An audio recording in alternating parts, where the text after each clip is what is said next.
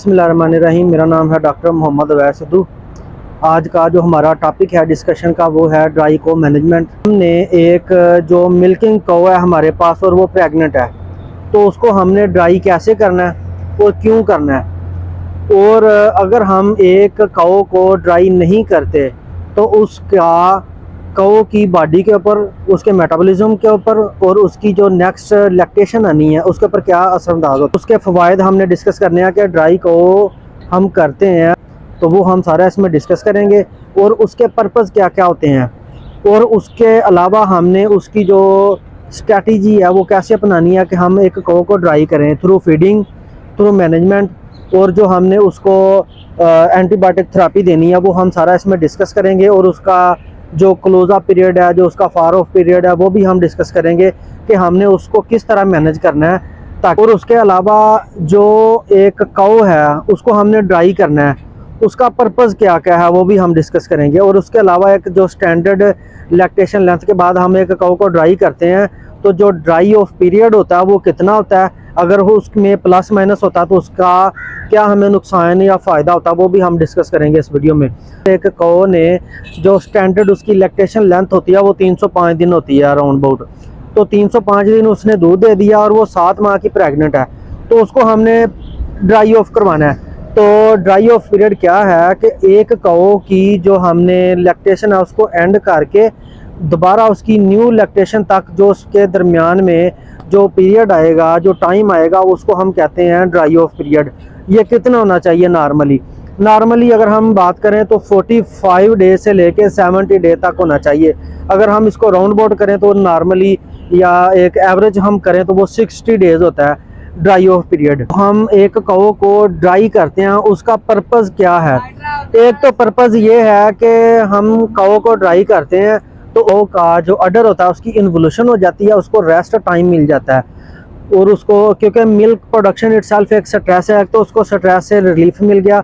दूसरा जो उसका अडर है उसके अडर की इन्वोल्यूशन होती है, उसकी जो सेल्स होते हैं मायो एपिथेलियल सेल्स या टिश्यूज़ होते हैं, उनकी ग्रोथ, उनकी डेवलपमेंट, उनकी रिपेयरमेंट हो जाती है। जो हमारा कौ का 60 डेज़ का एक ड्राई ऑफ पीरियड होता है। तो हम एक कौ को ड्राई कर रहे हैं तो क्योंकि मिल्क एक सबस्ट्रेट है, जब हम एक कौ को ड्राई ऑफ करते हैं तो उसकी वजह से जो उसमें एग्जिस्टिंग इन्फेक्शन चल रही होती है उसका हमने ट्रीटमेंट करना है, और उसके अलावा हमने एज अ प्रिवेंटिव ट्रीटमेंट भी करना है, जो उसको नेक्स्ट ड्राई करने के बाद उसमें इन्फेक्शन आने के जो चांसेस होते हैं उसका जो ट्रीटमेंट करना है।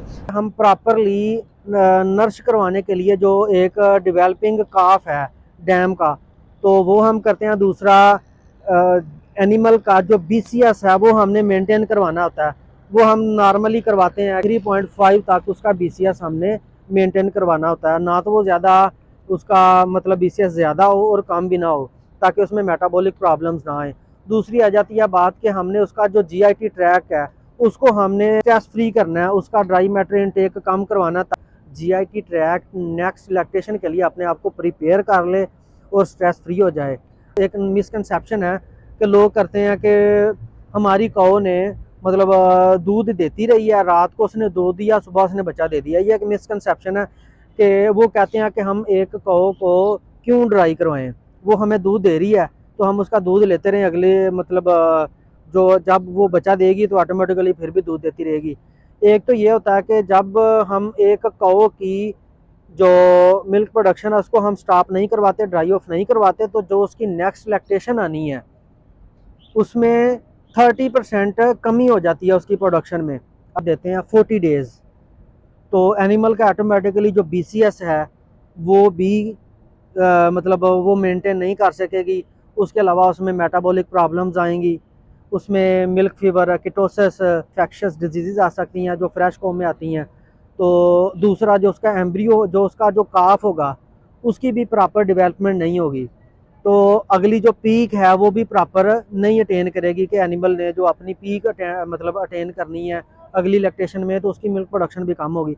अगर हम बात करें कि उसको हम 70 डे से प्लस उसको ड्राई पीरियड दे देते हैं तो उससे ये होगा कि एनिमल ओबीज हो जाएगा, फैटी लिवर सिंड्रोम आएगा, लिवर प्रॉब्लम्स आएंगी, मेटाबॉलिक प्रॉब्लम्स आएंगी, डिस्ट्रोफिया होगा तो डिस्ट्रोफिया की वजह से भी उसकी जो यूट्राइन इन्वोल्यूशन है वो भी डिस्टर्ब होगी, तो एनिमल की ऑटोमेटिकली जो प्रोडक्शन है एट दी एंड वो भी कम हो जाएगी। इसका मतलब अगर हम 60 डेज से बहुत ज़्यादा मतलब 70 से प्लस जाएंगे या 40 डेज से कम करेंगे तो ऑटोमेटिकली उसमें मिल्क प्रोडक्शन कम होगी। जो मिल्क प्रोडक्शन है उसे उसको स्टॉप करवाना है, मिल्क प्रोडक्शन उसकी बंद करवा देनी है।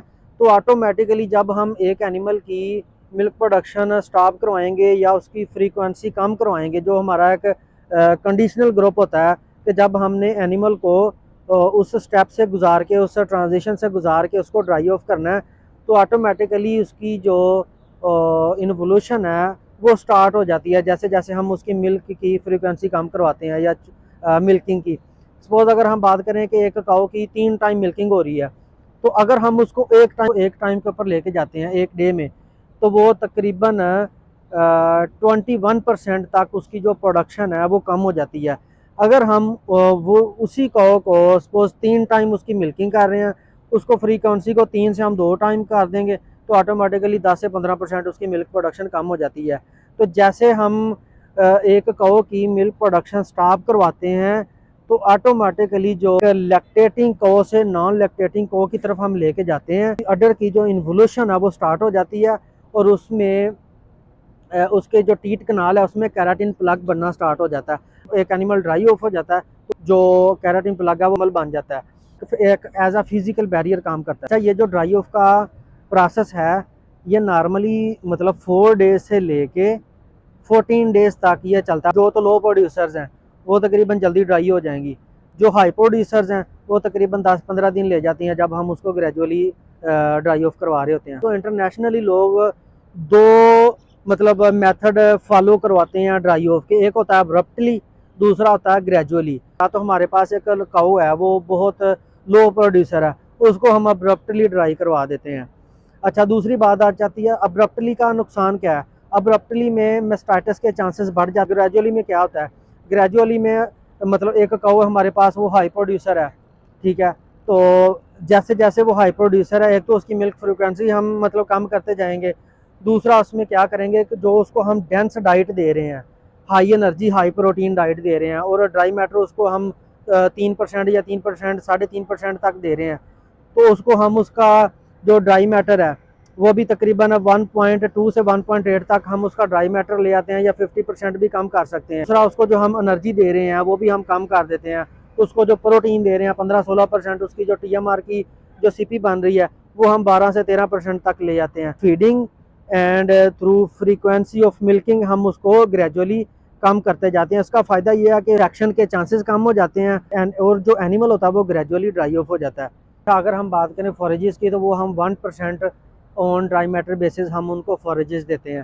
तो जो एक मिल्किंग को साइलेज ले रही है तो उसका 50% हमने उसको देना है, जो हम ड्राई कर रहे हैं या फार ऑफ में या क्लोज अप में हम उसको 50% तक रिड्यूस करवा लेते हैं।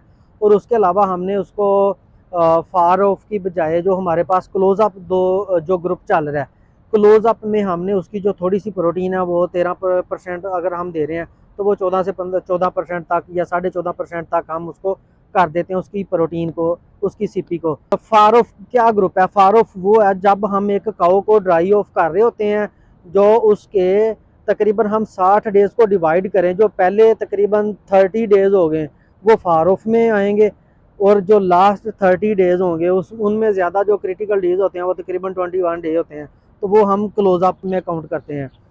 तो क्लोज अप में हम डाइट्री कैटाइन एनाइन बैलेंस हमने उसका रखना है। हमने उनको एनाइनिक फीड देनी है नेगेटिव चार्ज वाली, उसकी डाइट में बैलेंस करते हैं ताकि एनिमल में मिल्क फीवर ना आए। क्लोज अप में हमने ये भी ख्याल रखना है कि उसको विटामिन ई और सेलेनियम प्रॉपर क्वांटिटी में दें। विटामिन 1200 इंटरनेशनल यूनिट्स हमने उनको विटामिन ई प्रोवाइड करना है ताकि एनिमल में जो उसकी इम्यूनिटी है वो अच्छी आए, और साथ हमने सेलेनियम देना 0.3 ppm उसको हमने सेलेनियम प्रोवाइड करना ताकि एनिमल में उसकी जो इम्यूनिटी है वो बूस्ट हो। अगर हम वैसे बात करें तो 1 से 1.5 kg हम उनको कंसनट्रेट डाइट देते हैं। अब हम बात करें NDF की, NDF हमने उनको देना है 50 से 55%, 50 से 55% हमने फार ऑफ में देना है उनको NDF।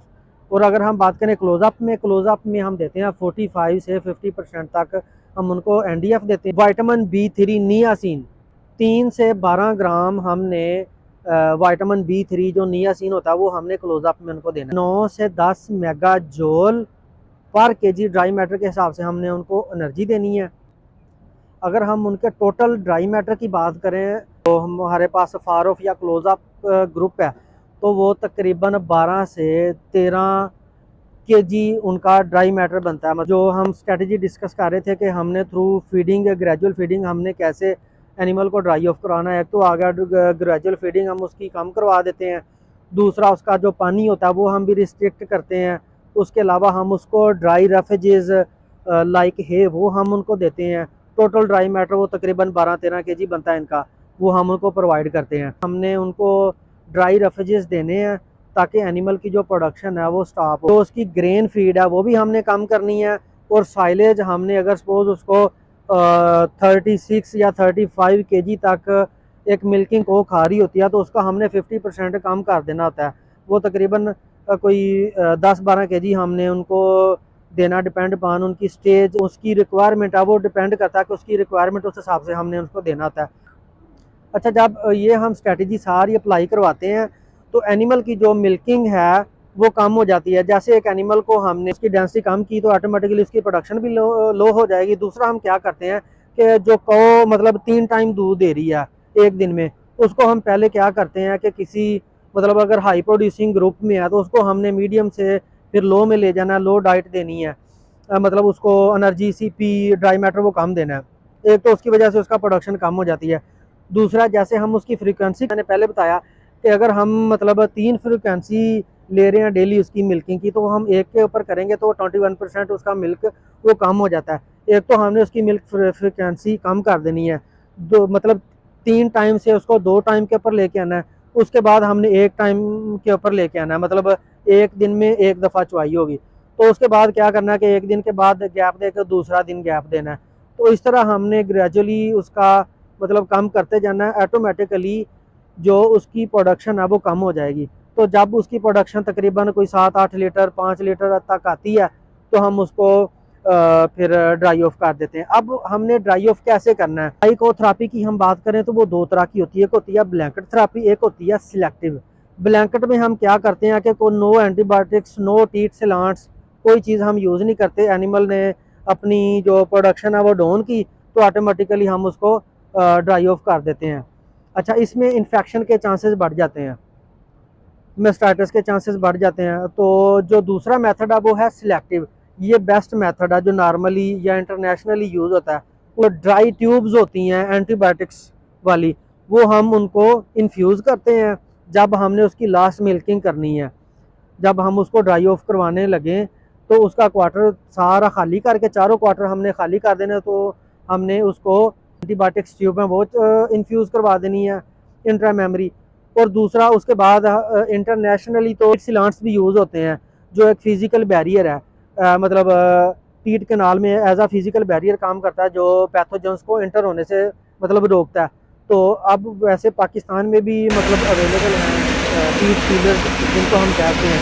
तो एंटीबायोटिक यूज़ कराने के बाद हम उसको टीट प्लांट करा देते हैं। तो ये है सिलेक्टिव थेरेपी, ये बेस्ट थेरेपी है। एक्शन के चांसेस भी कम हो जाते हैं। उसके बाद हम एनिमल को उसके जो ड्राई ऑफ कैन है, जो फार ऑफ कैन है, उसमें हम उनमें हम शिफ्ट कर देते हैं। तो उसके बाद हमने क्या करना होता है तो उनकी प्रॉपर ऑब्जर्वेशन रखनी होती है 3-4 दिन, क्योंकि एनिमल का जो दूध होता है वो थोड़ा थोड़ा उसके अडर में रहता है। तो उसकी वजह से फिर इन्फेक्शन के, मेस्टाइटिस के चांसेस बढ़ जाते हैं। एक तो हमने उसको प्रॉपर ड्राई और डिसइंफेक्टेंट की स्प्रे वाली जो बेडिंग है वो हमने प्रोवाइड करनी है। दूसरा, हमने मुकम्मल ऑब्जर्वेशन करनी है 3-4 दिन ताकि उसमें मेस्टाइटिस के चांसेस ना आए। हमने किस तरह ड्राई ऑफ करवाना है, थ्रू फीडिंग स्ट्रेटजी। मेन बात फीडिंग की है। दूसरा, हमने उसकी जो मिल्किंग है वो ग्रेजुअली कम करते जाना है। उसके बाद हमने उसको टीट, जो उसकी ट्यूब्स हैं इंट्रा मेमरी ट्यूब्स होती हैं ड्राई, वो चढ़ा देनी है। तो उसके बाद हमने उसको ड्राई ऑफ कर देना। ये सारा जो मैंने आपको बताया। अच्छा, अगर आप मेरे यूट्यूब चैनल के ऊपर नए हैं तो आप मेरे यूट्यूब चैनल को सब्सक्राइब करें ताकि आपको मज़ीद इंफॉर्मेटिव एंड टेक्निकल डेयरी से रिलेटेड वीडियोस मिलें। और मैं इंशाल्लाह ताला जो नेक्स्ट वीडियो है वो एक बनाऊंगा जो अडर की जो इन्वोल्यूशन होती है, जो उसकी फिजियोलॉजी होती है जब हम एक कौ को ड्राई ऑफ कर देते हैं तो उसके अंदर जो फिजियोलॉजी उसकी चल रही होती है तो वो हम डिस्कस करेंगे। उसमें क्या होती है, हम बात करें उसमें एक्टिव इन्वोल्यूशन होती है, स्टेडी स्टेट इन्वोल्यूशन होती है और क्लोस्ट्रम फार्मेशन। ये 3 प्रोसेस चलते हैं। ये 3 प्रोसेस की जो फिजियोलॉजी है ड्राई ऑफ पीरियड में, वो नेक्स्ट वीडियो में इंशाल्लाह ताला आपसे डिस्कस करेंगे।